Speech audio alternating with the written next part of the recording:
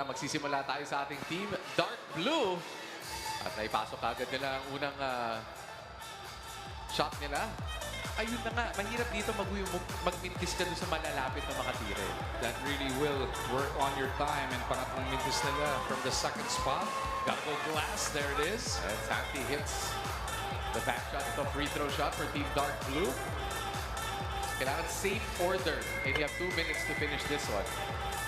He cannot move on to the next spot. Hanggang hindi na ipapasok. Ayun na nga, napasok yung free throw. There's 30 seconds into this, Andre. 3-point shot. Pahirap na yung mga tira natin here for Team Dark Blue. Santi gets the 3. At punta naman tayo sa ating 4-point line. Ayun na nga. Si Rep Jeff, medyo nalingat ng bahagya. Uy, malapit yun. Sayang, short na ng konti. Second attempt, wala pa rin for Team Dark Blue. And they're a minute into this Shooting Stars Challenge. They are having difficulty dito sa spot number 5 ng ating Daily Fantasy PBA 50 Shooting Stars.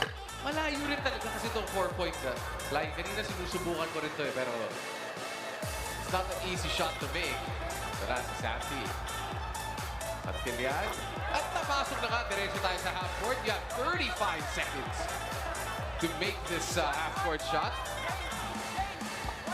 Parang hindi dapat si Santi ulit yun. Kailangan in order po tayo sa pila kanina. But they made their spot number 5 shot at the 37.5 mark. Yun ang ating tatandaan if they cannot make the half-court shot. Short pa rin. Ito na. Mukhang diretso. Uy. Board lang tinamaan. Not quite. And another one. That looked good. That one looked good. That one was close. But Team Dark Blue doesn't hit the half-court shot. So sa 37.5 tayo nakatutok ngayon, doon nila na ipasok yung shot from spot number 5 kung sakaling walang makakakuha ng half-court shot natin. Yung 37.5 ang kailangan talunin.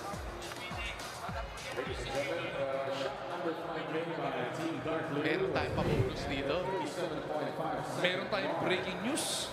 Boss kong Willie Marshall just announced na si Mayor Eric ay magbibigay ng additional 10,000 sa mananalo ngayon. Ayun na nga. So that's a grand total of 50K na. May extra 10,000 pesos na ibibigay